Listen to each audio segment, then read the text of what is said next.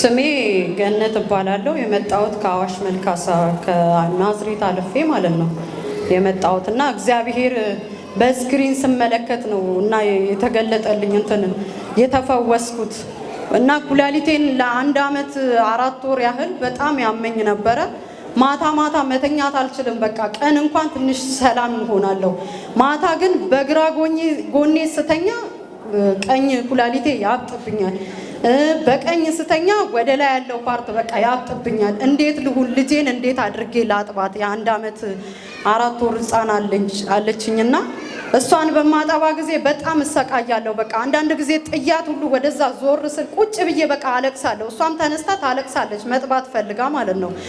እና በቃ አንድ ቀን እንጀራ እየጋገርኩ እያለሁ ነው ጓዳ ላይ እና እሱ እየጸለየ እያለ ነብይ መስፍን እየጸለየ እያለ በስክሪን ላይ እየተመለከትኩ እያለ በይ እጅሽን በኔ ኩላሊት ላይ አድርጊ፣ እኔ ኩላሊት ውስጥ ሚሊየን ኩላሊት አለብኝ ሲል እንዴ ሚሊየን ካለበትማ ታዲያ እኔ በዚህ ኩላሊቴ ለምን እሰቃያለሁ? እግዚአብሔር ይቀይርልኝ በሱ ውስጥ ያለውን አልኩኝ።